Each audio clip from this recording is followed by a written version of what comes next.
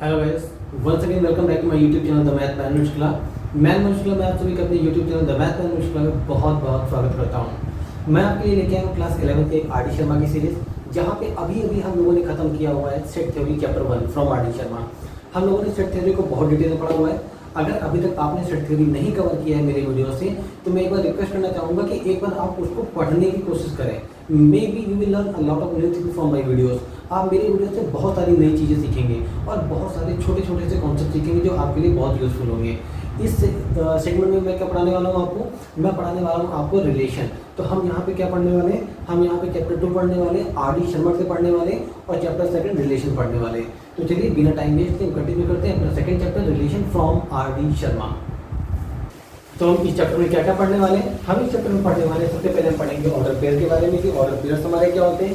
फिर हम पढ़ेंगे इक्वलिटी ऑफ ऑर्डर पेयर्स के बारे में कि हम दो ऑर्डर पेयर को आपस में इक्वल कैसे बोलेंगे और कब बोलेंगे, क्या कंडीशन होती है। फिर हम बात करेंगे कार्टेशियन प्रोडक्ट के बारे में। कार्टेशियन प्रोडक्ट में हम दो तरीके के टॉपिक पढ़ेंगे, जिसमें हम पहला कवर करेंगे कार्टेशियन प्रोडक्ट ऑफ 2 सेट्स, फिर हम कवर करेंगे कार्टेशियन प्रोडक्ट ऑफ 3 सेट्स। फिर उसके बाद हम पढ़ेंगे number of elements in the Cartesian product of set कि किसी जब हम कार्टेशियन प्रोडक्ट करते हैं तो उसमें टोटल नंबर ऑफ एलिमेंट कैसे काउंट करते हैं। फिर हम पढ़ेंगे ग्राफिकल रिप्रेजेंटेशन कार्टेशियन प्रोडक्ट का और फिर हम पढ़ेंगे diagrammatic representation of Cartesian product of set. तो चलिए इन सारे टॉपिक्स को हम कंटिन्यू करते हैं बिना टाइम वेस्ट किए। अगर हम बात करते हैं ऑर्डर पेयर की, तो ऑर्डर पेयर हमारे होते क्या हैं। तो सबसे पहली बात तो ऑर्डर पेयर को हम पेयर में लिखते हैं। हम लिखते कैसे हैं, पहले उसको रिप्रेजेंट करते हैं। अगर हम थोड़ा सा बात करते हैं क्लास 10 में जाते हैं, थोड़ा सा एक क्लास पीछे जाते हैं, तो हमने वहाँ पे 2 डायमेंशनल फिगर में हमने क्या पढ़ा था कि जैसे कि अगर हमें कहीं पे कोई पॉइंट रिप्रेजेंट करना होता है तो हम पॉइंट को कैसे रिप्रेजेंट करते हैं। हमने पॉइंट को ऐसे रिप्रेजेंट किया और इसके कुछ नेमिंग देते हैं। तो नेमिंग किस बिहाफ पे देते हैं, इसके कुछ कोऑर्डिनेट्स होते हैं। तो सपोज ए के कोऑर्डिनेट हो गए 1,2, ये क्या हो गया 1,2। तो किसी पॉइंट को जब हम 2D फिगर में रिप्रेजेंट करते हैं तो हम उसके कोऑर्डिनेट्स लिखते हैं। वो जो कोऑर्डिनेट्स होते हैं वो ऑर्डर पेयर के फॉर्म में होते हैं। तो यही हमारा क्या कहता है ऑर्डर पेयर। ऑर्डर पेयर हमारा कोई सेट नहीं होता है। कभी आप ये मत बोलिएगा कि ऑर्डर पेयर जो होते हैं that is the collection of set, वो सेट का कलेक्शन नहीं है, ना ही वो सेट कहलाएंगे। वो क्या है, वो हमारे कुछ एलिमेंट्स होते हैं जो पेयर में होते हैं। फॉर एग्जाम्पल लिखने की कोशिश करता हूँ, जैसे हमने एक ऑर्डर पेयर लिख दिया a, b, ठीक है ना। हमने एक ऑर्डर पेयर लिख दिया -a, b, ठीक है। यहाँ पे a, -b लिख दिया, यहाँ पे -a, -b लिख दिया। तो अगर मैं बात करूँ कि अब आप बोलेंगे सर ऑर्डर पेयर का रिलेशन से क्या लेन देन है, तो उनका कॉन्टेक्ट बताता हूँ क्या है। जैसे कि मैंने एक कार्टेशियन प्लेन में हमने एक कोऑर्डिनेट लिखा 1,2, तो 1,2 का एक रिलेशन चल रहा है इस 2D फिगर से। क्या चल रहा है कार्टेशियन प्लेन से, रिलेशन ये चल रहा है कि पहला एलिमेंट बिलोंग कर रहा है x एक्सिस से बिलोंग कर रहा है और दूसरा एलिमेंट बिलोंग कर रहा है y एक्सिस से। तो अगर हम चैप्टर रिलेशन की बात करते हैं तो एक्चुअली हम चैप्टर रिलेशन के बारे में बहुत डिटेल में क्लास चलने पड़ेंगे। यहाँ पर छोटा सा एक इंट्रो है, उसी इंट्रो के बारे में हमें क्लास 11 में जानना है कि एक्चुअल में रिलेशन हमारा होता क्या है। तो ऑर्डर पेयर उम्मीद करते हो समझ में आ गया होगा। ऑर्डर पेयर हमारे क्या होते हैं, जब किसी पॉइंट को किसी 2 डायमेंशनल फिगर में या किसी प्लेन में किसी पॉइंट को रिप्रेजेंट करते हैं तो पॉइंट के कोऑर्डिनेट्स को ऑर्डर पेयर के फॉर्म में रिप्रेजेंट करते हैं। तो उम्मीद करता हूँ ऑर्डर पेयर लिखने का तरीका भी आपको आ गया। अब चलिए हम कुछ और एग्जांपल देते हैं। जैसे मैंने दे दिया 2, 4, ये भी हमारा एक ऑर्डर पेयर हो गया। मैंने दे दिया -3, 6, ये भी ऑर्डर पेयर हो गया। 1, 7, ये सारे हमारे क्या हो गए ऑर्डर पेयर हो गए। तो हमारा अगला टॉपिक क्या है, हमारा अगला टॉपिक है इक्वालिटी ऑफ ऑर्डर पेयर। तो आप मेरी बात को ध्यान से सुना, इक्वालिटी ऑफ ऑर्डर पेयर क्या होता है। अगर हम इक्वालिटी की बात करें तो आपको ये बात तो समझ में आ गया होगा कि इक्वालिटी ऑफ ओपी मतलब ऑर्डर पेयर की अगर बात कर रहे हैं तो ऑर्डर पेयर मतलब कि हमारे दो ऑर्डर पेयर क्या है आपस में इक्वल है। मैं कंडीशन दिखाता हूँ। देखो हमारे पास में सपोज दैट 2 ऑर्डर पेयर है, एक हमारे पास में x1 y1 है, दूसरा ऑर्डर पेयर हमारे पास में क्या है x2 y2 है। यही दो ऑर्डर पेयर हो गए हमारे। हमने बोला कि ये दोनों ऑर्डर पेयर आपस में क्या है इक्वल है। दोनों ऑर्डर पेयर क्या हमारे इक्वल है। इक्वल होने का मतलब क्या है, अगर इसको a और इसको b से रिप्रेजेंट कर रहे हैं या नहीं भी रिप्रेजेंट कर रहे हैं ऐसे लिख रहे हैं, तो अगर if x1 y1 are equal to या is equal to x2 y2। मैंने अगर ये बोला कि x1 y1 जो ऑर्डर पेयर है वो x2 y2 के इक्वल है, तो इसका मतलब ये हो गया कि जो पहला पॉइंट जो पहला ऑर्डिनेट है x1 वो x2 के इक्वल होगा, x1 will be equal to x2 and y1 will be equal to y2। y1 किसके इक्वल हो जाएगा, y2 के इक्वल हो जाएगा। तो equality of order pair clear हो गया होगा। इक्वालिटी ऑफ ऑर्डर पेयर में हमको सिर्फ ये जानना है कि अगर हमारे पास में कोई दो ऑर्डर पेयर गिवन है और हमसे बोला गया कि वो दोनों ऑर्डर पेयर आपस में इक्वल है, तो इसका मतलब ये है कि उनका पहले एलिमेंट और दूसरा एलिमेंट भी आपस में क्या हो जाएगा, इक्वल हो जाएगा। तो चलिए इसके ऊपर एक छोटा सा क्वेश्चन करते हैं जिसमें आपके डाउट्स और भी क्लियर हो गए हैं। जैसे कि मैंने आपसे बोला कि मेरे पास में एक एग्जाम्पल ले रहा हूँ मैं, सारा RD शर्मा से ही है। मैंने बोला कि एक ऑर्डर पेयर है हमारे पास 3a - b 3a - 2, b + 3, ये पहला ऑर्डर पेयर हो गया। और मैंने बोला कि ये किसके इक्वल है, ये इक्वल है 2a + 1 2a - 1, 3 इक्वल है। मैंने बोला 3a - 2, b, 3 b + 3 is equal to 2a - 1, 3, ये दोनों ऑर्डर पेयर हमारे इक्वल हो गए। तो इक्वलिटी ऑफ ऑर्डर पेयर में हमने क्या समझा है कि जो हमारा पहला वाला होगा x वाला पार्ट वो x1 x2 के इक्वल होगा, मतलब कि 3a - 2 will be equal to 2a - 1 हो जाएगा। और दूसरी कंडीशन में क्या हो जाएगा, जो हमारा b + 3 है it will be equal to 3। तो कंडीशन क्या है कि इफ, मैं कंडीशन लिख रहा हूँ, if this will be equal to this then find the value of a and b। a और b की वैल्यू क्या करना है, फाइंड आउट करना है। तो चलो इसको इसके इक्वल दिखाते हैं। ये हमारा 3a हो गया, 2a उठ के इधर आ गया, माइनस का 2a, -1 इधर है, -2 उठ के उधर चला गया तो +2 हो गया। 3a में से 2a गया, a बचा, और +2 - 1 +2 - 1 it will be equal to 1। तो a की वैल्यू कितनी आ गई, 1 आ गई। हमने यहाँ पे सॉल्व किया, b is equal to 3 - 3 then b will be equal to 0। तो हमारे पास में a और b दोनों की वैल्यू निकल के आ गई। तो इक्वलिटी ऑफ ऑर्डर पेयर में कुछ नहीं करना है, हमारे पास में दो ऑर्डर पेयर होंगे, दोनों को अगर इक्वल बोला जाएगा तो उनको आपस में इक्वल दिखा के जो भी कंडीशन पूछा गया होगा, x y की वैल्यू या a b की वैल्यू या जो भी मिसिंग वैल्यूज होगी उसको हम कैलकुलेट कर लेंगे। तो चलिए अपने तीसरे टॉपिक पे आते हैं। अब हमारा अगला टॉपिक क्या है, कार्टेशियन प्रोडक्ट ऑफ सेट। अब हम कार्टेशियन प्रोडक्ट की बात करने वाले हैं, बात बहुत ध्यान सुनना। पहले एग्जांपल लेंगे, फिर हम उस एग्जांपल के हेल्प से डेफिनेशन को खुद फॉर्म करेंगे, ठीक है। डेफिनेशन हमको कोई याद नहीं करना है, पहले चीज़ें समझना है, फिर डेफिनेशन हम खुद बनाएंगे, ठीक है। सपोज दैट हमारे पास में कोई दो नॉन एम्प्टी सेट है। नॉन एम्प्टी सेट आपको मालूम है क्या होते हैं, जिनके अंदर कोई एलिमेंट होते हैं वो एम्प्टी नहीं होते हैं। सपोज दैट हमने एक सेट ले लिया, एक चीज़ों को बहुत ध्यान समझना, हमने एक सेट ले लिया ए, इसमें ले लिया a, b, इसके दो एलिमेंट हो गए, ठीक है। फिर हमने एक सेट ले लिया b, इसके एलिमेंट हो गए 1, 2 और 3 हो गए, ठीक है। हमारे पास में कोई दो सेट है, वो कहते हैं नॉन एम्प्टी। तो जो मैंने पहला स्टेटमेंट बोला उसको मैं यहाँ लिख लेता हूँ। मैंने क्या बोला है, लेट a एंड b, मैं यहाँ लाइन की देता हूँ, b two non empty set, दो हमारे क्या हो गए, टू नॉन एम्प्टी सेट्स, दो नॉन एम्प्टी सेट्स हो गए, ठीक है। अब हम क्या करते हैं, इन दोनों का कार्टेशियन प्रोडक्ट निकालते हैं। तो जब हम कार्टेशियन प्रोडक्ट निकालेंगे तो उसको लिखेंगे a क्रॉस b। ये a क्रॉस b होता है, a और b का क्या है, कार्टेशियन प्रोडक्ट है। तो इसको लिखेंगे कैसे, देखो a है, पहले ब्रैकेट वाला a का पार्ट लिखेंगे जो a का सेट गिवन है, फिर इनटू ये कार्टेशियन प्रोडक्ट साइन हो गया, फिर b क्या हो जाएगा, 1, 2 और 3 हो गया। अब देखो इनको लिखते कैसे हैं, इसका जो पहला एलिमेंट होगा ना, ये पहले 1 के पास जाएगा, जब 1 के पास में जाएगा तो क्या बन जाएगा, a, 1 बन जाएगा, ठीक है। फिर जो a होगा ये इसके दूसरे एलिमेंट के पास जाएगा, a, 2 हो जाएगा, ठीक है। फिर ये a इसके पास जाएगा तो ये हो जाएगा a, 3 हो जाएगा, ठीक है। फिर अब a का काम खत्म हो गया, a ने पूरी फैमिली से मिल लिया। अब ये b जाएगा, इन फैमिली के सारे एलिमेंट से मिलेगा, तो b जब 1 के पास हो जाएगा तो ये हो जाएगा b, 1, जब b2 के पास में जाएगा तो ये हो जाएगा b, 2, जब b3 के पास में जाएगा तो ये हो जाएगा b, 3। इतनी बात मुझे क्लियर हो गई।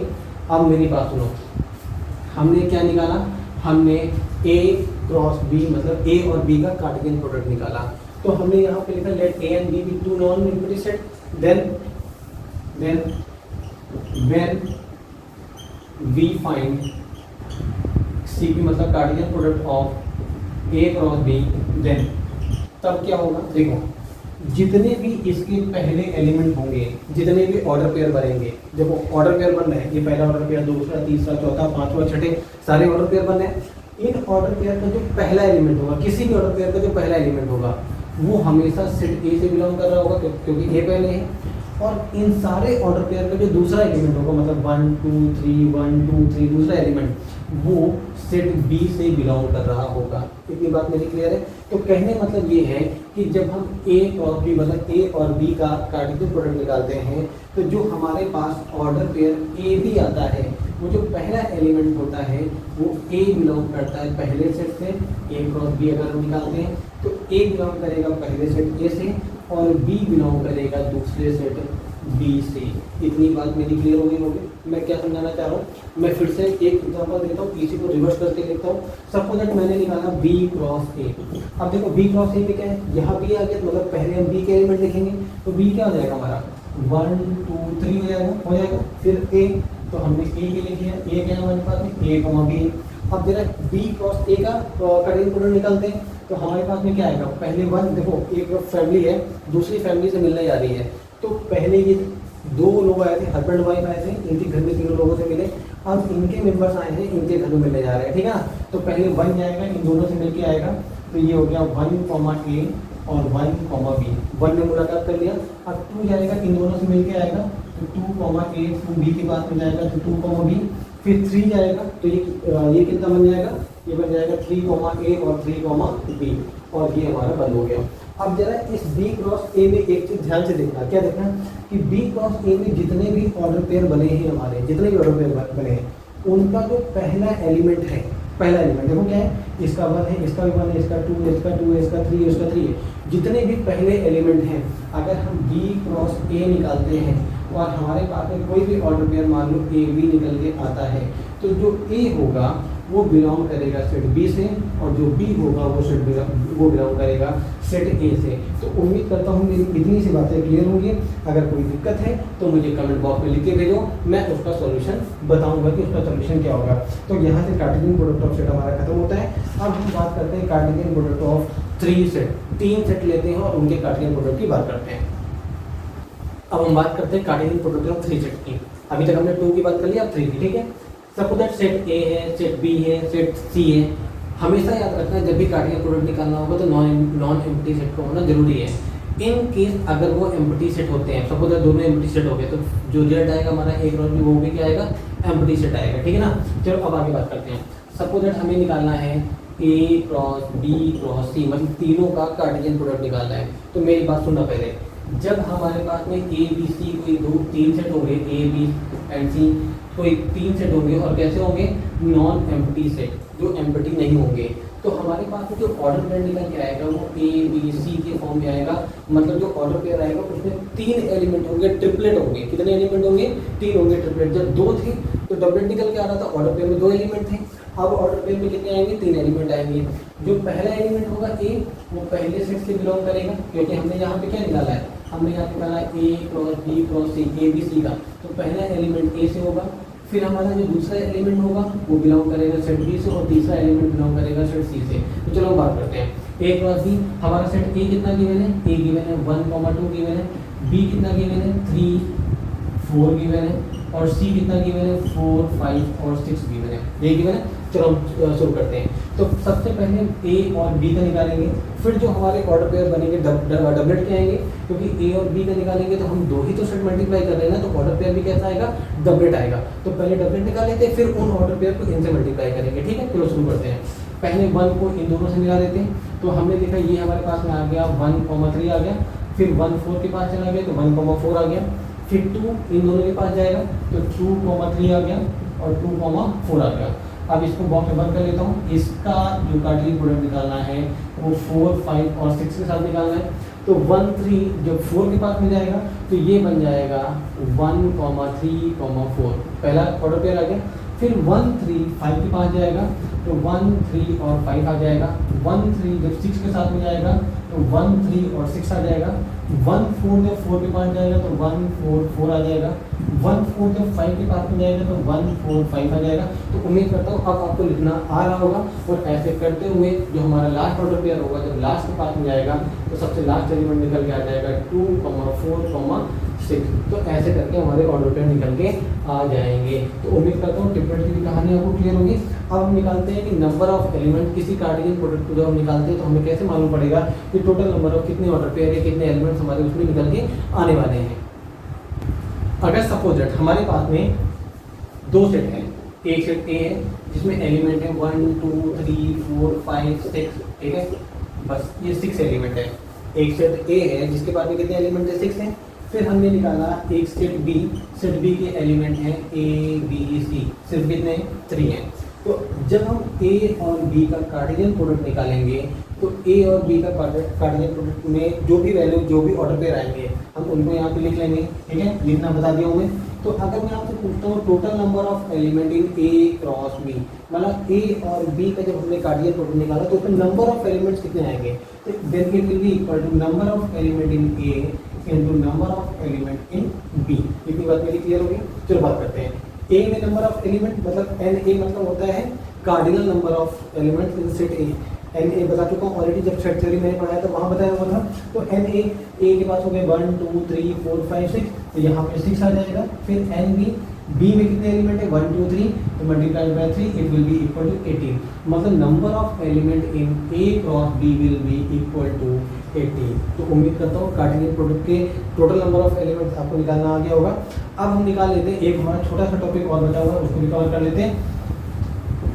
अगला टॉपिक है graphical representation.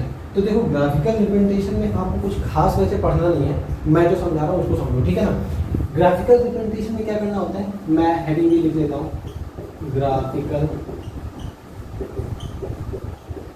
Representation of CP cardinal product of set, ठीक है। सपोज दैट एक सेट ए है, सेट ए हो गया 1, 2 हो गया, सेट बी हो गया हमारे पास में 2, 3 हो गया, ठीक है, 2 सेट हो गए। जब हम ए क्रॉस बी मतलब ए और बी का कार्टेशियन प्रोडक्ट निकालेंगे तो हम क्या लिखेंगे, हम लिखेंगे ऑर्डर पेयर, और कैसे, डबलेट का ऑर्डर पेयर। तो पहला आएगा 1, 2 आएगा, फिर 1, 3 आएगा, फिर 2, 2 आएगा, फिर 2, कितना आ जाएगा, 3 आ जाएगा, यही आएगा। अब मेरी बात को ध्यान से समझो। अगर मैं कहूँ कि इनको ग्राफ पे रिप्रेजेंट करो, बहुत आसान है यार, ग्राफ में सारे पॉजिटिव पॉजिटिव पॉजिटिव है, चलो बना लेते हैं ग्राफ है। अगर मैं देखूँ ये आएगा कहीं 1 2 3, थोड़ा और दूर लिख देता हूँ, ठीक है ना, और समझाने में आसानी रहेगी।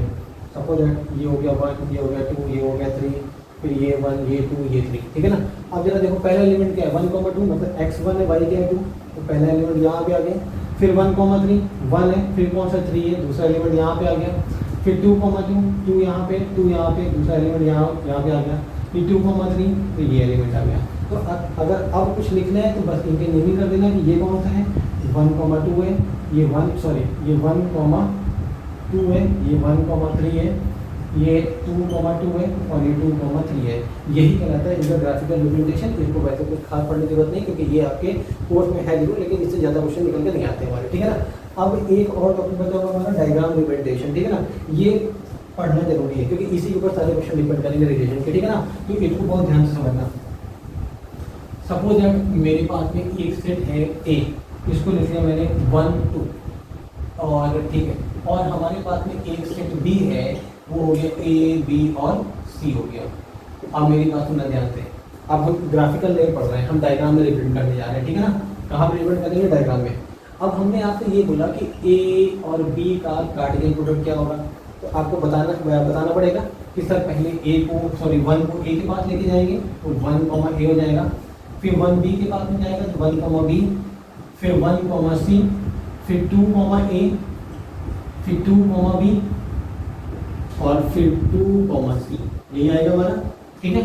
अब मेरी बात को ध्यान सुनना, बहुत ध्यान से। एक सेट ए है, एक सेट बी है, इसको रिप्रेजेंट करना है डायग्राम में। डायग्राम में कैसे रिप्रेजेंट करेंगे, हम इनको लिख लेते हैं, ये हमारा सेट ए हो गया और ये हमारे पास में हो गया सेट बी।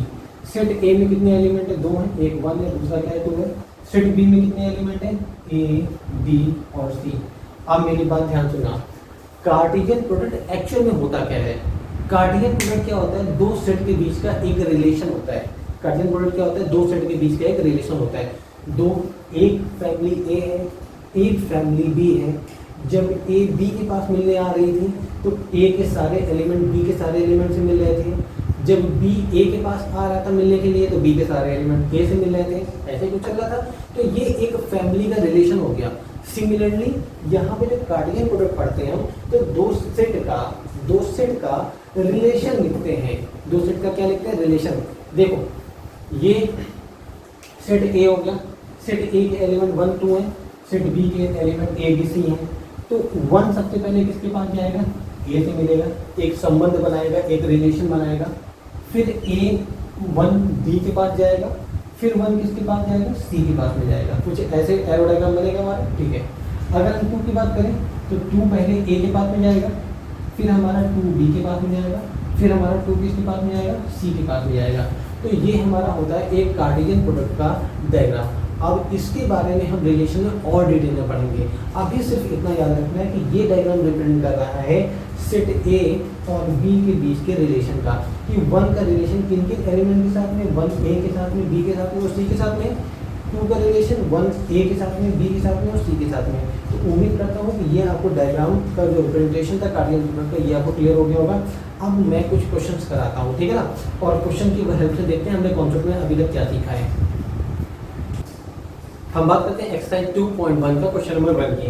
क्वेश्चन नंबर 1 क्या कह रहा है, जो अभी तक हमने पढ़ा है वही से क्वेश्चन पिकअप कर रहे हैं, और धीरे धीरे सारे कॉन्सेप्ट जो अगर कुछ बीच में रह गया वो बताने लगे तो मैं उसको क्लियर करता रहूँगा, लेकिन कुछ बचा नहीं है, ठीक है ना।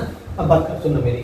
क्वेश्चन नंबर 1 क्या कह रहा है कि हमारे पास में 2 ऑर्डर पेयर गिवन है, और ऑलरेडी क्वेश्चन में बोला हुआ है कि if this one is equal to this, ये किसके इक्वल है, ये इसके इक्वल है, तो आपको ए और बी की वैल्यू निकालना है। तो मैंने बताया था कि इक्वलिटी ऑफ ऑर्डर पेयर में हम क्या करते हैं कि जो इस ऑर्डर पेयर का पहला एलिमेंट होगा क्या, a/3 + 1 it will be equal to इस ऑर्डर पेयर के पहले एलिमेंट के, मतलब 5/3 के इक्वल हो जाएगा। फिर हमने क्या बोला था, जो इसका दूसरा एलिमेंट होगा b - 2/3, ये इसके दूसरे एलिमेंट के इक्वल हो जाएगा, 1/3 के इक्वल हो जाएगा, ये हो जाएगा।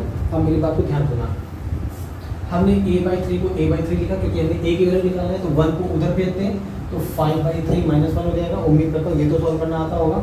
ये हो जाएगा a/3 = 3 × 1 = 3, 5 में से 3 गया तो इट विल बी 2/3, ठीक है। फिर हमने देखा a = 2/3 × 3, क्योंकि डिवाइड पे उधर जाएगा, मल्टीप्लाई पे हो जाएगा, 3 से 3 क्या हो जाएगा, कैंसिल हो जाएगा, and a will be equal to 2। तो a की वैल्यू निकल के आ गई। अब b निकालते हैं, b = 1/3, 2/3 उठ के उधर गया तो ये हो जाएगा प्लस का 2/3, then b will be equal to, LCM हमारा 3 आ जाएगा, ऊपर 1 + 2 = 3/3, कैंसिल होके क्या आ गया 1, तो b की वैल्यू कितनी आ गई 1। तो हमारे पास में जो 2 ऑर्डर पेयर दिए थे और दोनों को जिनको इक्वल बोला गया था उनको जब हमने सॉल्व किया तो a की वैल्यू 2 और b की वैल्यू 1 हमारी निकल के आ गई। इसी का एक सेकंड पार्ट भी है। सेकंड पार्ट में कुछ नहीं करना है, बहुत ईजी है, तो उम्मीद करता हूँ कि ये आप कर लेंगे, लेकिन फिर भी मैं बता देता हूँ क्या कह रहा है।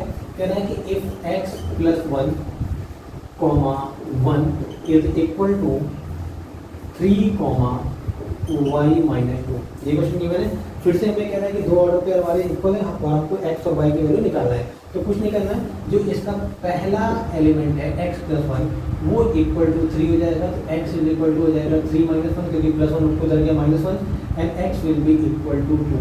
x किसके इक्वल हो जाएगा, 2 के इक्वल हो जाएगा, x निकल के आ गया।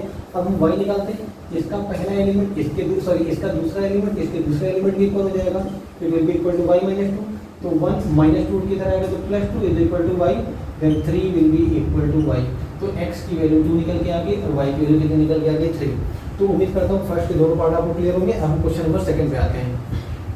क्वेश्चन नंबर 2 क्या बोल रहा है मेरा, क्वेश्चन नंबर 2 ये बोल रहा है कि इफ, सुना बात मेरी ध्यान सुना, क्वेश्चन की डिमांड क्या, डिमांड ऑफ क्वेश्चन क्या है उसको पहले समझेंगे कि if x, -1 and 5, y 2 order pair है, वो बिलोंग कर रहे हैं इस सेट से, इस सेट से बिलोंग कर रहे हैं, मतलब x, -1 एक बार इससे बिलोंग कर रहा है, फिर 5, y भी एक बार इस पूरे सेट से बिलोंग कर रहा है। तो हमें x और y की वैल्यू निकालना है, यहाँ पे x और यहाँ पे y है, तो x और y की वैल्यू क्या करना है, निकालना है। तो चलो हम सॉल्यूशन करते हैं। तो बहुत ईजी सॉल्यूशन है, बात को नहीं समझना बस। क्वेश्चन ये कह रहा है कि व्हेन, देखो, if x, -1 belong to this set, किस सेट से, a, b such that b is equal to 2a - 3। अगर इससे बिलोंग कर रहा है तो इसका मतलब क्या हुआ, इसका मतलब ये हुआ कि ये ए बी के फॉर्म में है, तो ये भी ए बी के फॉर्म में होगा। यहाँ पे ए की वैल्यू कितनी आ गई x और बी की वैल्यू क्या आ गई -1, ये आ गई। भाई ये ऑर्डर पेयर इससे बिलोंग कर रहा है, तो इस सेट का ऑर्डर पेयर क्या है, ए बी है ना, ए बी रिप्रेजेंट कर रहा है। देखो इस पूरे सेट का जो इक्वेशन गिवन है उसको सॉल्व करने के बाद जो ऑर्डर पेयर निकल के आ रहा है वो ए बी निकल के आ रहा है, लेकिन ए बी में ये बिलोंग कर रहा है, क्वेश्चन में गिवन है, तो ए की वैल्यू x होगी और बी की वैल्यू क्या होगी -1। तो इस इक्वेशन में जहाँ पे b है वहाँ -1 रखेंगे, जहाँ पे a है वहाँ x रखेंगे। तो b की वैल्यू हमने -1 रखा, a = 2 × a है ना, a की वैल्यू कितनी हो गई x, -3। तो सॉल्व कर लेते हैं। -3 किधर आएगा तो -1 + 3 = 2x। इसको सॉल्व किया तो 2 = 2x, 2 से 2 कैंसिल हो गया, x क्या आ गया 1। उम्मीद करता हूँ इससे क्लियर हो गया। दूसरी कंडीशन क्या है कि अगर 5, y बिलोंग कर रहे हैं तो a की वैल्यू 5 हो जाएगी और b की वैल्यू कितनी हो जाएगी भाई, तो आपको पता लग जाएगा कि a = 5 हो गया और b क्या हो जाएगा y हो जाएगा। तो फिर से a और b की वैल्यू यहाँ पे रख देते हैं। तो b की वैल्यू कितनी हमारी y है, y = 2 × a की वैल्यू 5 है -3 ये होगा। तो y आ जाएगा 5 × 10 - 3 देन y = 7। तो उम्मीद करता हूँ क्वेश्चन नंबर सेकंड में आपको क्लियर होगा। अब जंप करते हैं क्वेश्चन नंबर थर्ड पे। क्वेश्चन नंबर थर्ड फोर्थ पूरा एक्सरसाइज 2.1 मेरी बहुत ही एक्सरसाइज है, बहुत ही ईजी एक्सरसाइज है। इतनी ईजी है कि एक बार आप सॉल्व कर लेंगे, दोबारा आंखों से देख के ओल्डली आप उसके आंसर बोल सकते हैं क्या होंगे, ठीक है ना। लेकिन प्रैक्टिस जरूरी है, बिना प्रैक्टिस से कुछ नहीं पॉसिबल है। तो क्वेश्चन नंबर थर्ड पे आते हैं। अब बात करते हैं क्वेश्चन नंबर थर्ड की। क्वेश्चन नंबर थर्ड क्या बोला हमारा, ध्यान सुनना। क्वेश्चन नंबर थर्ड कह रहा है कि जो ए है किसी ऑर्डर पेयर के, देखो यहाँ पे देख लिख रहे हैं write the set of all order pair A B, मतलब ऑर्डर पेयर के फॉर्म में ए बी के फॉर्म में। तो जो ए है ना वो बिलोंग कर रहा है -1 2 3 4 और 5। मतलब कि किसी भी ऑर्डर पेयर को जब हम इस क्वेश्चन के लिए बनाएंगे ए बी के फॉर्म में, तो जो उसका पहला एलिमेंट होगा वो इसमें से कोई एक वैल्यू होगी, क्योंकि पहला एलिमेंट क्या ए है और उसका दूसरा एलिमेंट क्या है बी है। तो बी कहाँ से बिलोंग कर रहा होगा, 0 3 और 6 से बिलोंग कर रहा होगा। कंडीशन की वजह है कि if a + b = 5, अगर a + b = 5 है तो सारे पॉसिबल ऑर्डर पेयर्स क्या होंगे। तो सुनो मेरी बात, हमको a की वैल्यू यहाँ दिखाना है और b की वैल्यू यहाँ दिखाना है। a की वैल्यू इधर से, b की वैल्यू यहाँ से, और उन दोनों को प्लस करने पे 5 आना चाहिए। तो चलो हम एक एक वैल्यू उठाते हैं। हमने लिया -1, पहला क्या लिया हमने -1। अब -1 में हम क्या प्लस करें इस b वाले पार्ट में से कि हमारे पास में 5 आ जाए। तो -1 में 0 ऐड करोगे तो -1 ही रहेगा, -1 में 3 ऐड करोगे तो 2 आ जाएगा, -1 में 6 ऐड करोगे तो क्या आ जाएगा 5 आ जाएगा। तो -1 के साथ पहला ऑर्डर पेयर क्या आ गया 5, मतलब इन दोनों को प्लस करेंगे तो क्या आ जाएगा 5, सॉरी यहाँ 5 नहीं यहाँ लिखेंगे 6, क्योंकि हमने यहाँ से 6 लिया। इतना क्लियर हो गया। दूसरा ऑर्डर पेयर क्या है 2, मैं दूसरा एलिमेंट क्या है 2 के साथ में 0 लिया तो सम करने पे क्या आएगा 2 आ जाएगा। 2 के साथ में 3 ऐड किया कितना आ जाएगा 5 आ जाएगा। हमें 5 ही तो लेके आना है ना, तो हम यहाँ पे लिख लेते हैं 2 के साथ में क्या आ जाएगा 3 आ जाएगा। अब 2 के साथ में क्या 6 आ सकता है, 2 + 6 कितना होता है 8 होता है, नहीं आएगा हटा दिया। 3 के साथ में देखो क्या यहाँ किसी की पेयरिंग बन गई, 3 + 0 कितना आएगा 3, लेकिन हमें 5 लाना है हटा दिया। 3 + 3 कितना आएगा 6, लेकिन हमें 5 लाना है हटा दिया। 3, 6 कितना आएगा 9, लेकिन हमें 5 लाना है, इसको मिटा दिया। 3 के साथ कोई पेयर नहीं बनना है। हम 4 पे आते हैं तो 4 के साथ में 0 किया, 4 + 0 4 आ जाएगा, लेकिन हमें 5 लाना है हटा दिया। 4 + 3 कितना हो जाएगा 7, लेकिन हमें लेके कितना आना है 5, तो हमने उसको भी हटा दिया। फिर 4 + 6 कितना हो जाएगा 10, हमें लेके कितना आना है 5, हमने उसको भी हटा दिया। फिर 5 के साथ में आ गया 0, तो 5 + 0 कितना होता है 5 होता है, हमें लेके कितना आना है 5, ये हो जाएगा 5, 0। इतनी बात मेरी क्लियर हो गई। क्या और भी कोई ऑर्डर पेयर बन रहा है तो मुझे दिख नहीं रहा है, तो हमारे पास में यही सारे पॉसिबल ऑर्डर पेयर हो जाएंगे। जब हम इनको लेके इसमें रखेंगे तो a + b = 5 आ जाएगा। तो उम्मीद करता हूँ क्वेश्चन नंबर थर्ड क्लियर हो गया होगा। बहुत बकवास सा क्वेश्चन था, इसमें कुछ भी समझने वाला नहीं था, ठीक है। क्वेश्चन नंबर 4 क्या बोला है, क्वेश्चन नंबर 4 हमारा ये बोल रहा है कि हमारे पास में जो a सुना ऑर्डर पेयर बनेगा, उसका जो पहला एलिमेंट a है उसकी वैल्यू 2 4 6 और 9 से बिलोंग करनी चाहिए। बी कहाँ बिलोंग कर रहा होगा, इस सेट में बिलोंग कर रहा होगा। तो ए और बी कौन कौन से एलिमेंट होंगे, पॉसिबल एलिमेंट्स क्या है वो हमारे सामने आ गए। अब कह रहा है कि कंडीशन क्या बनाना है, कह रहा है कि ए डिवाइड कर रहा हो बी को, मतलब कि इसके एलिमेंट इसको डिवाइड कर रहा हो, ठीक है, और ए इज लेस देन बी, और ए की वैल्यू बी से क्या होनी चाहिए छोटी होनी चाहिए। तो जरा देखो क्या 2 4 को डिवाइड कर रहा है, पहली कंडीशन को सेटिस्फाई कर रहा है। क्या 2 4 से छोटा है, तो बिल्कुल छोटा है, तो पहला ऑर्डर पेयर क्या आएगा 2/4 आएगा। अब देखो जरा क्या 2 6 को डिवाइड कर रहा है, ए लेस देन बी ना, तो क्या 2 6 से छोटा है, बिल्कुल छोटा है, तो 2/6 हो गया। क्या 2 18 को डिवाइड कर रहा है, बिल्कुल डिवाइड कर रहे हैं, तो क्या 2 18 से छोटा है, दूसरी कंडीशन में देखेंगे ना तो बिल्कुल है, तो 2/18 हो गया। क्या 2 27 को डिवाइड कर रहा है, नहीं डिवाइड कर रहा है, जब पहली कंडीशन नहीं है तो दूसरी कंडीशन तरफ हम बढ़ेंगे, ठीक है।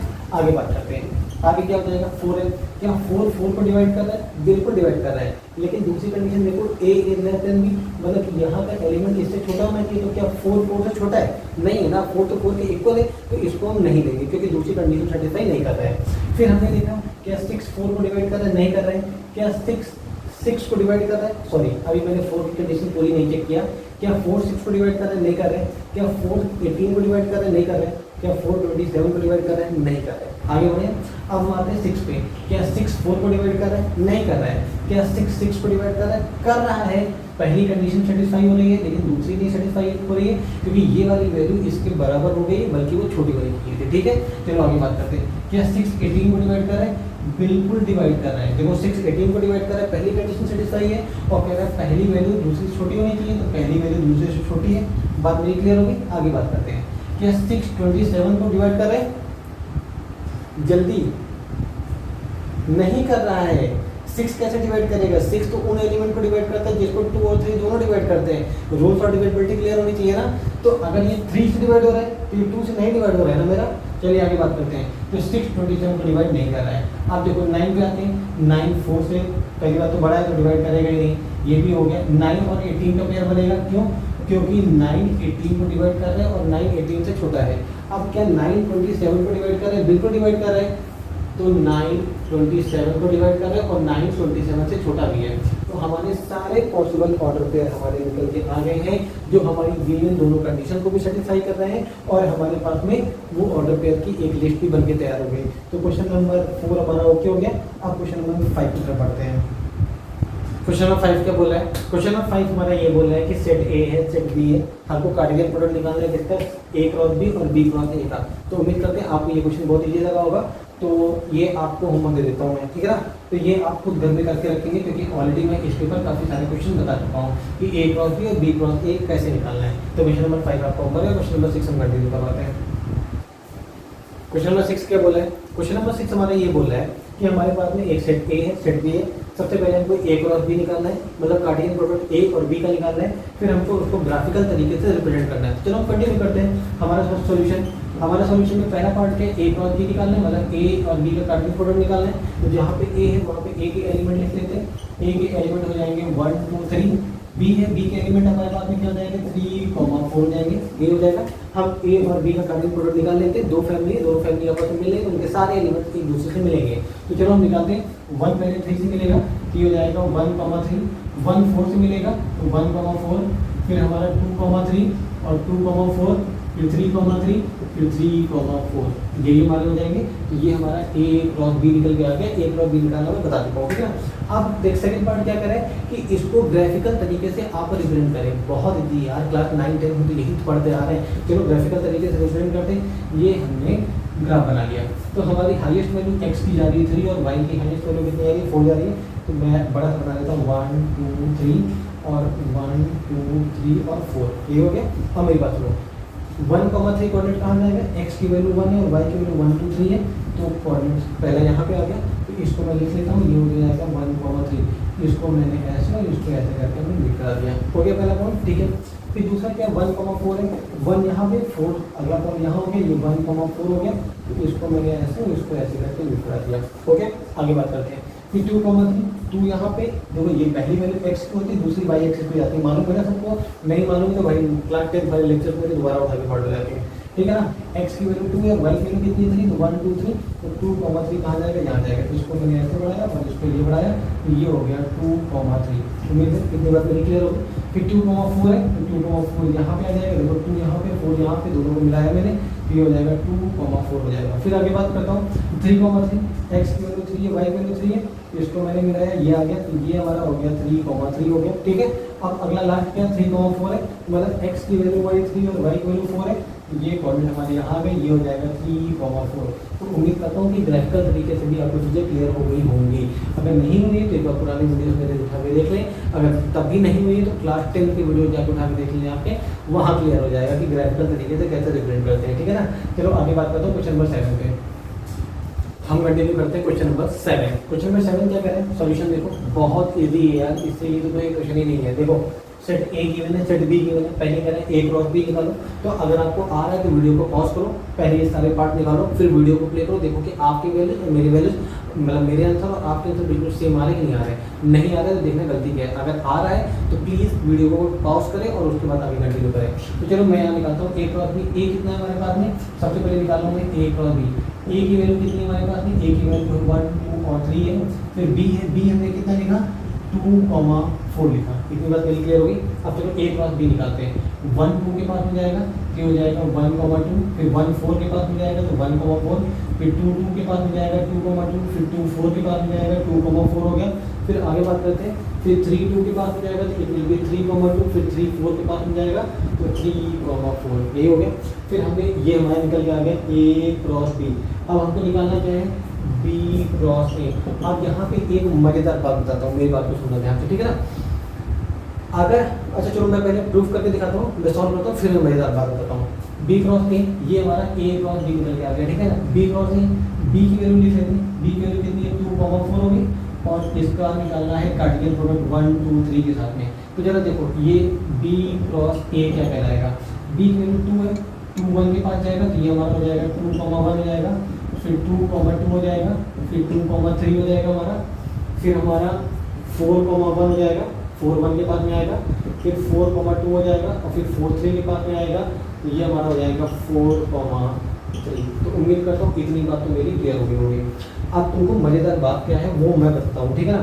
देखो हमने A क्रॉस B निकाला था, पूरा लिख लिया था हमने कार्टेशियन प्रोडक्ट।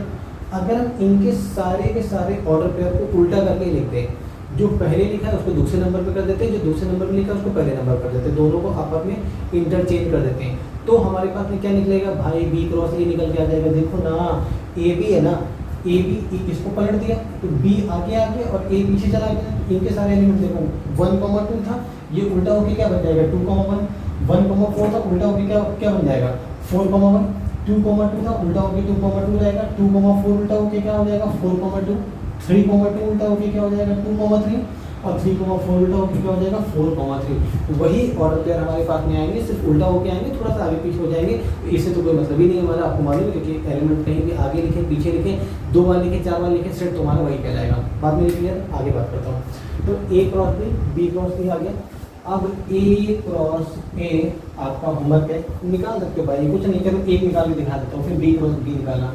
A हमारा हो जाएगा 1 2 और 3 हो जाएगा, इसका निकालना है 1 2 और 3 के साथ निकालना है, ये करना है। तो बात करते हैं 1 1 के साथ में आ जाएगा, तो ये बन जाएगा हमारा, ये हमारा क्या हो जाएगा 1,1 बन जाएगा, फिर 1 2 के पास में जाएगा तो 1,2, फिर 1 3 के पास में तो 1,3, ऐसे तो बनेगा ना, बस बनाना है सिंपल सा। फिर 2 1 के साथ में तो 2,1, फिर 2 2 के पास में तो 2,2, फिर 2,3, फिर 3,1, फिर 3,2, फिर लास्ट में 3,3, और ये हमारा A क्रॉस B निकल के आ गया। अब आपका होमवर्क है, आपको निकालना है B क्रॉस B। ये आपका होमवर्क है, मतलब डू योरसेल्फ, अपने आप करना है। लास्ट पार्ट तो बहुत ईजी है। अगर सेट थ्योरी आपने मुझसे पढ़ा हुआ है और सेट थ्योरी आपने बहुत अच्छे से पढ़ा हुआ है तो यकीन मानिए ये पार्ट तो आपके लिए बिल्कुल हल हुआ है, ठीक है ना। तो देखते हैं हमारा क्या है, हमको निकालना है A cross B intersection B cross A, ये निकालना है। ऑलरेडी मैं इंटरसेक्शन के बारे में बता चुका हूँ। इंटरसेक्शन हमारे क्या होते हैं, ऐसे एलिमेंट जो हमारे दोनों में क्या होते हैं कॉमन होते हैं। तो कुछ नहीं करना है भाई, A cross B cross A दोनों के देख लेते कॉमन क्या। अगर आपको इंटरसेक्शन के बारे में नहीं मालूम है, सपोज दैट मैं एज्यूम करता हूँ कि सपोज दैट आपको नहीं मालूम है, तो मैं आपसे रिक्वेस्ट कर रहा हूँ आप मेरे सेट थ्योरी के लेक्चर देखिए, आपको 110% intersection, union, complement, universal set सारी चीज़ें क्लियर हो जाएगी, कॉम्प्लीमेंट से लेकर हर एक चीज़ क्लियर हो जाएगी। मैंने बहुत डिटेल में पढ़ाया हुआ है, ठीक है। चलो आगे बात करते हैं। A cross B cross A, तो दोनों का इंटरसेक्शन है, दोनों के कॉमन एलिमेंट। तो हमको तो यहाँ पे सिर्फ एक ही एलिमेंट दिख रहा है, वो भी 2 क्रॉस 2, 2 क्रॉस 2, 2 और 2 दिख रहे हैं, बाकी तो और कोई एलिमेंट हमको कॉमन नहीं दिख रहा है। तो इसमें सिर्फ एक आंसर निकल के आ जाएगा 2,2। तो ये हमारा क्वेश्चन नंबर 7 भी क्लियर हो गया। अब हम आते हैं क्वेश्चन नंबर 8 के ऊपर। अब मैं बात करता हूँ क्वेश्चन नंबर 8 की। अब क्वेश्चन नंबर 8 क्या बोल रहा है हमारा, क्वेश्चन नंबर 8 हमसे बोला है कि A और B हमारे दो सेट हैं, ठीक है ना। कोई हमारा सेट A है, एक सेट B हमारे, कोई भी दो सेट है। और क्या बोल रहे हैं, कह रहे हैं कि हैविंग 3 एलिमेंट्स इन कॉमन।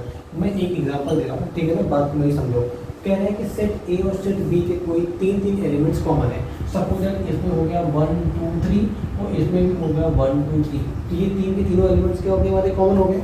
आगे क्या बोला है, कह रहे हैं number of element in set A is equal to 5। ये बोला number of element in set A is equal to 5, मतलब कि इन तीन के अलावा इसमें और भी 2 एलिमेंट होंगे। तो सपोज हमने 4 और 5 पे दिया तो 5 एलिमेंट हो गए। और कह रहा है कि सेट B में नंबर ऑफ एलिमेंट कितने हो गए हमारे 4 हो गए। Number of element in set B is equal to 4, तो 3 एलिमेंट कॉमन हो गए, 4 5 के यहाँ आएंगे, तो सपोज हमने यहाँ पे 6 लिख लिया। इतनी बात मेरी क्लियर होगी। तो हमको पता है कि number of element in A और B अगर हम निकालते हैं तो it will be equal to number of element in A and number of element in B, दोनों को मल्टीप्लाई हो जाएगा तो 5 इंटू 4 कितना आ जाएगा 20। कि मतलब कि ए और बी का अगर हम कार्डियन प्रोडक्ट निकालेंगे तो हमारे पास टोटल कितने एलिमेंट आएंगे, कितने ऑर्डर पेयर आएंगे, 20 आएंगे। तो हमने यहाँ पर 20 लिख लिया। ये आपका होमवर्क है, ठीक है ना। ए क्रॉस बी आपको निकाल के लिखना है कि टोटल कितने एलिमेंट आ रहे हैं, ठीक। अब मेरी बात सुना, फिर आपको लिखना है B cross A, B cross A भी निकाल के लिखना है, ठीक है। अब मेरी बात सुना, मैं डायरेक्ट कॉन्सेप्ट बता रहा हूँ, कॉन्सेप्ट आप मुझसे सीखो और प्रैक्टिस आपको करना है, ठीक है ना। इतनी बात मेरी क्लियर हो गई। हमें ए क्रॉस बी निकालिए और बी क्रॉस ए आप निकालोगे। फिर हमको निकालना क्या है, हमसे ये पूछा गया है कि number of element in A cross B intersection B cross A, इनके इंटरसेक्शन में कितने एलिमेंट्स कॉमन होंगे। तो बात मेरी समझो, जब आप निकालोगे फिर दोनों के कॉमन एलिमेंट्स आप फाइंड आउट करोगे तो आप देखोगे कि 3 इंटू 3, क्योंकि 3 एलिमेंट कॉमन देगा, जितने भी एलिमेंट कॉमन होंगे, क्वेश्चन में गिवन था 3 एलिमेंट, तो 3 इंटू 3 कितना हो जाएगा 9। तो हमारे टोटल नंबर ऑफ 9 एलिमेंट ऐसे होंगे जो ए क्रॉस बी और बी क्रॉस ए में कॉमन होंगे। अगर हमसे ये कहता है कि दोनों में 2 एलिमेंट कॉमन है, सपोज मैं 3 हटा देता। अब हमसे ये कहता है कि इन दोनों सेट में से 2 एलिमेंट कॉमन है, तो ए क्रॉस बी और बी क्रॉस ए में 2 इंटू 2 इज इक्वल टू, मतलब कि इन दोनों को निकालने के बाद 4 एलिमेंट हमारे क्या आते हैं, कॉमन आते हैं। तो आप मेरी बात को ध्यान सुनो, ए क्रॉस बी और बी क्रॉस ए आपको निकालना है और कौन से एलिमेंट लेके निकालना है, 1 2 3 और 1 2 3 4 5 और 1 2 3 6 निकालना है। फिर आपको देखना है कि दोनों इंटरसेक्शन में कितने एलिमेंट आ रहे हैं। तो अब हमारा वीडियो काफ़ी लंबा हो चुका है, अगले पार्ट को भी बनाना है, तो इसके लिए कुछ क्वेश्चन रख लेते हैं। और क्वेश्चन नंबर 8 के बाद में 9 10 11 12 है, मेरा सेकंड वीडियो कंटिन्यू करने के पहले उन क्वेश्चन को सॉल्व करने की कोशिश करना। वैसे तो मैं सारे क्वेश्चन सॉल्व कराऊंगा, पूरी आरडी शर्मा सॉल्व कराऊंगा, परेशान मत हो, सारा सब कुछ बताऊंगा। खाली आपके अंदर पढ़ने जुनून होगा, तो मेरे अंदर पढ़ाने जुनून बहुत तगड़ा है, बहुत तगड़ा, मतलब बहुत तगड़ा है। इस टाइम में 40 to 43 डिग्री टेम्परेचर में बैठ के एक हेलोजन लगा के पंखे को 1 2 पे घुमा के और मैं पढ़ा रहा हूँ। तो समझ सकते हो कि मेरे बार बार वीडियो पॉज करने पर मुझे पसीना पोछना होता है, कैमरे सामने खड़ा होना होता है और फिर से हेलोजन जलाना होता है और फिर से लिखना होता है। मतलब कि मेरा जुनून तो बहुत तगड़ा है। अब आपके ऊपर डिपेंड कर रहा है कि आपके अंदर पढ़ने का जुनून कितना है। अगर आपके अंदर पढ़ने जुनून है तो मुझसे पढ़ने के बाद में आपको किसी की हेल्प लेने की जरूरत नहीं है। और यकीन मानो कि जितना मैं बोल रहा हूँ उतना कर लोगे तो यू शुड बी टॉपर, तुम टॉपर निकलोगे, टॉपर, अपनी क्लास के टॉपर। तो तब तक के लिए मैं यहाँ पे इस वीडियो को बंद करता हूँ। टाटा बाय बाय। और हमेशा की तरह मेरी एक रिक्वेस्ट है कि मेरे वीडियोस उन तक जरूर पहुँचे जिनको रिक्वायरमेंट है मेरे वीडियोस की, जिनको ज़रूरत है मेरे वीडियोस की। ऐसे बच्चे जो किसी गांव से बिलोंग कर रहे हैं, जिनके पास अच्छे टीचर नहीं है, या ऐसे बच्चे जो फाइनेंशियल तरीके से बहुत कमज़ोर हैं और उनको मेरे जैसे टीचर की वीडियोस अगर मिल जाएंगी तो उनका कुछ बेनिफिट हो जाएगा। इसीलिए बस कह रहा हूँ कि मेरे वीडियोस उन तक पहुँचाने की कोशिश करें। तब तक के लिए टाटा बाय बाय, गुड डे।